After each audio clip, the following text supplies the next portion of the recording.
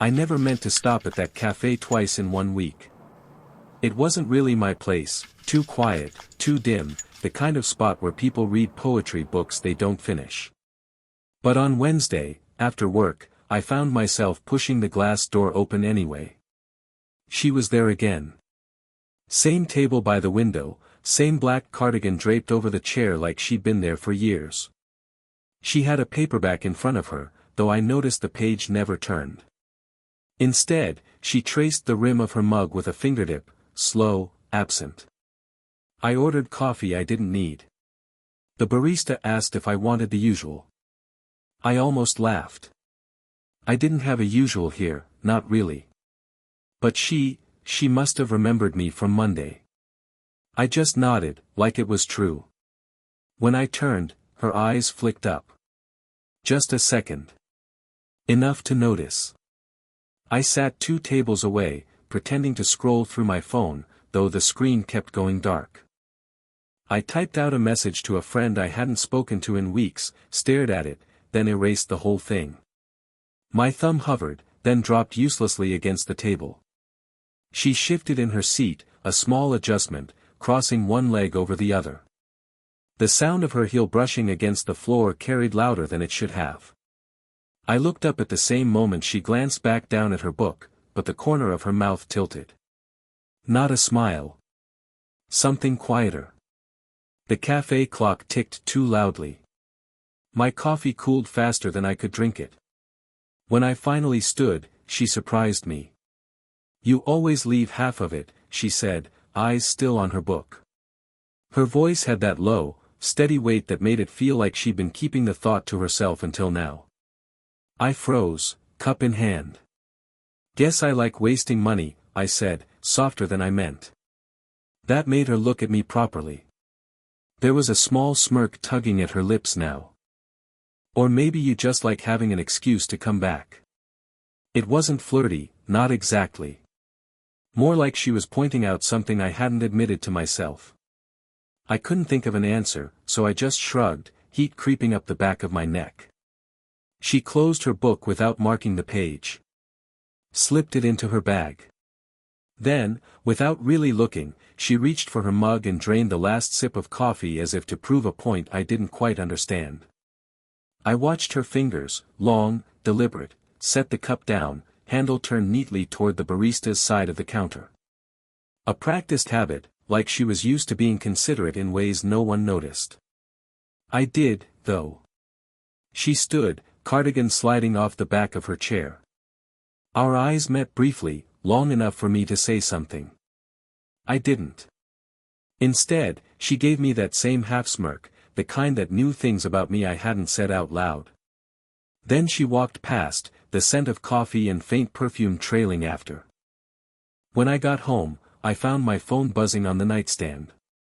A number I didn't recognize. No name, just a message, you left before finishing again. I stared at the screen for a long time, thumb hovering like it had back at the cafe, wondering how she'd even gotten my number. And wondering why it felt less wrong than it should have. I didn't reply to her message that night. I read it, locked my phone, unlocked it again 10 minutes later, then finally left it on the dresser like it might burn my hands. The next evening, I found myself standing outside the cafe, pretending I wasn't deciding. I went in. She was already there. Same window seat. She didn't look surprised. If anything, her smirk was waiting for me. You came back, she said, not as a question. I didn't finish my coffee yesterday, I muttered, sliding into the seat across from her before I could think better of it. The barista brought over 2 mugs without asking. She raised her eyebrows at me. You've got a usual now, she said. We sat in silence for a while. She stirred her tea even though there wasn't any sugar in it. I folded the napkin until it was too small to fold again. Finally, she spoke. Do you ever feel like you were supposed to end up somewhere else? Her eyes stayed on the steam rising from her cup. I thought about it, careful. All the time. She gave a short laugh, not unkind. Figures. You're still in your 20s. You're supposed to. The way she said it, it was gentle but carried weight. Like she'd once thought the same, but the years had told her otherwise. Where did you think you'd end up? I asked before I could stop myself. Her lips pressed together. Married still, maybe. Or not here. Not in a cafe at 6 p.m. on a Thursday, waiting for my neighbor's son to finish pretending his coffee doesn't taste bitter. The words landed heavy. I blinked, piecing it together. She must have seen my confusion because she added softly, your mother's mentioned you. More than once. And just like that, the air shifted. I felt the weight of it, the wrongness, the thin line we were sitting on. She wasn't just a stranger at a cafe. She was someone who'd sat across my mother at dinner parties.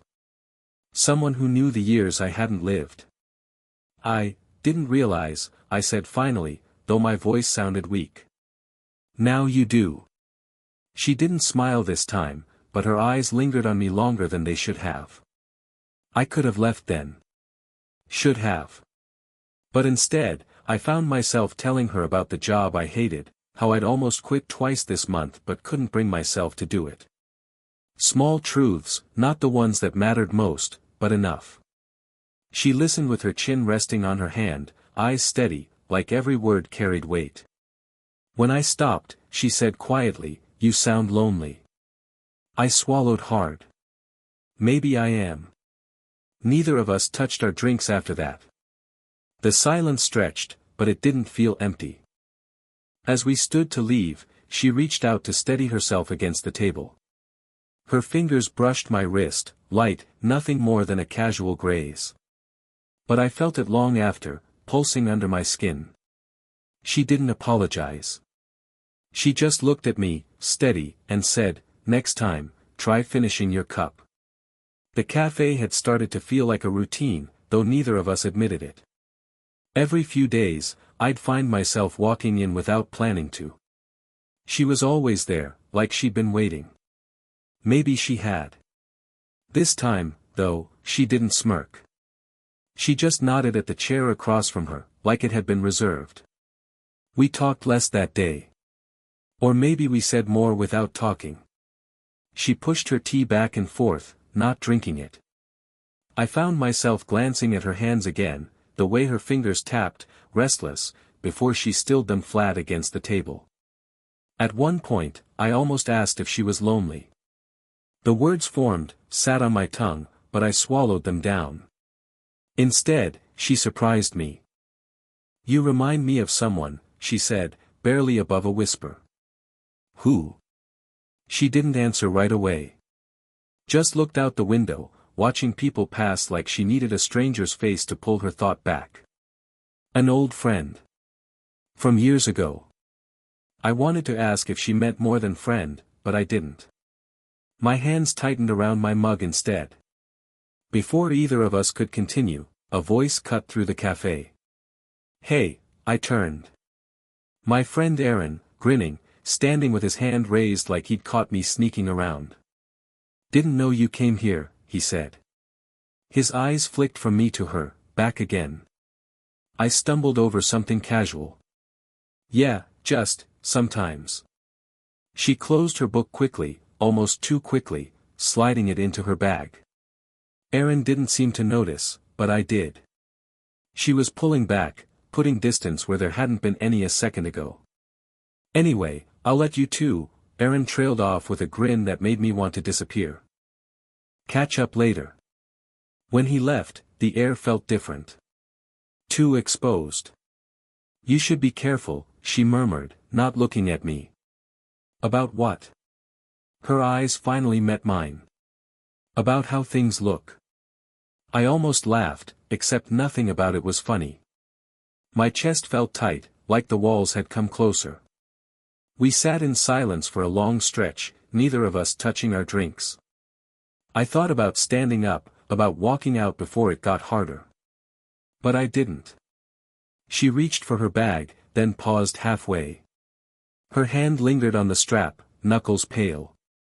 She didn't move. I could feel the distance shrinking, though neither of us leaned in. Just the space between breaths. Sometimes, she said, voice low, wrong things feel easier than the right ones. Her eyes held mine a fraction too long. I leaned forward without meaning to, words forming but not spoken. Her hand shifted closer, almost brushing mine. Almost. Then she pulled back. Stood too quickly. You should finish your coffee. And just like that, she was gone, leaving me staring at the empty chair, my pulse racing like I'd done something I hadn't. I saw her outside the cafe for the first time. Not by accident, at least, not for me. I'd slowed my steps on purpose, catching her as she locked her apartment door across the hall. She looked up, startled at first, then softened. Out late? Couldn't sleep, I said. Truth enough. We ended up walking. No plan, just side by side down streets that felt different at night. Quieter. The city seemed smaller when the shops were closed, when the air smelled faintly of rain on pavement. She kept her hands in her pockets, shoulders drawn in like she was bracing against more than the weather. I wanted to ask, but I knew she wouldn't tell me if I did. We stopped at a bench under a flickering streetlight. She sat first, leaving me just enough room to wonder if I was welcome. I sat anyway. Minutes passed without words. She finally broke the silence. You shouldn't spend this much time with me. It stung more than it should have. Why not? You know why. Her voice was steady, but her hand twisted the strap of her bag in her lap. Your mother, she'd never, I don't care what she thinks. The words came out too fast, sharper than I meant. Her eyes lifted, startled. Then softened in a way that only made it worse. You say that now. But later, regret doesn't show up right away. It waits. Years, sometimes. I didn't answer. I couldn't. The sound of passing cars filled the space instead, headlights sweeping over us, gone again. She sighed, a sound almost like defeat. You're too young to understand the weight of things. Maybe, I admitted. But I understand this. Her head turned, eyes searching mine, and I realized how close we were sitting. The air between us wasn't really air anymore. It felt like pressure, like gravity had shifted. She looked away first. You remind me of when I still believed people could fix me. The words hit harder than anything she'd said before. Raw. Unguarded. I didn't know what to do with them, so I just sat there, hands knotted together. I'm not trying to fix you, I whispered. She laughed, but it wasn't a happy sound. That's what makes it dangerous. The silence after was unbearable. I shifted closer, not quite touching her. My hand hovered near hers, an inch away, trembling with the weight of what it might mean. Her breath caught, so faint I might have imagined it. I leaned forward, just enough that I could see the faint lines near her eyes, the way her lips parted like she might say something to stop me. But neither of us moved further. We stayed suspended in that almost, the world narrowing to the space between two hands that didn't quite touch. Then she stood suddenly, bag clutched tight, voice too calm to be casual. We should go back. And she walked ahead of me, leaving the air heavy, the bench colder than it had been a minute ago. The next time I went to the cafe, she wasn't there. I thought maybe I was early. Ordered my coffee. Sat by the window where she always sat. Checked the door every time it opened. She never came. The following day, same thing. By the third, I stopped going. It felt ridiculous, like waiting for someone who'd never promised to show. A week passed before I saw her again. Not in the cafe. In the hallway outside our apartments. She was juggling grocery bags, keys slipping in her hand. I offered to help, but she shook her head quickly, too quickly, and gave me a smile that looked borrowed. You've been scarce, I said. My voice was lighter than I felt. Her answer was clipped. Busy. I wanted to press, but something in her face stopped me. A kind of tension I hadn't seen before. Like she was holding her breath. Later that night, I heard voices through the thin walls. A man's voice, low, steady. Hers, softer, unfamiliar in tone. Laughter, once. Then silence. I tried not to listen. Tried not to care. But I lay awake, staring at the ceiling, rehearsing words I'd never say. The next day, I caught her leaving. She looked different, makeup done, hair pinned back neatly. She almost walked past me without stopping. Going somewhere? I asked. Her pause was brief, calculated. Dinner. With him? The question slipped out before I could bite it back. Her eyes narrowed, just slightly, then softened in pity. Don't do that. Do what? Make me explain myself to you. The words should have cut. Instead, they left me hollow. She hesitated, like she might say more, then just shook her head and walked away. I didn't see her again for days. Not at the café.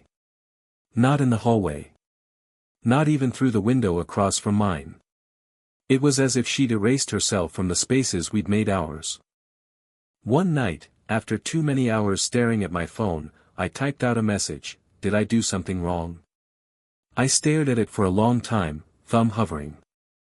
My chest tightened at the thought of her reading it, of what silence in return would mean. I erased it.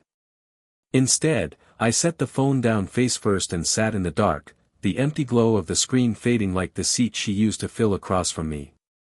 And for the first time, I wondered if all I'd really been drinking was my own hope, poured into half-finished cups she'd never meant for me to finish. It was late when I heard the knock. Soft, almost hesitant, like she was hoping I wouldn't answer. I opened the door anyway.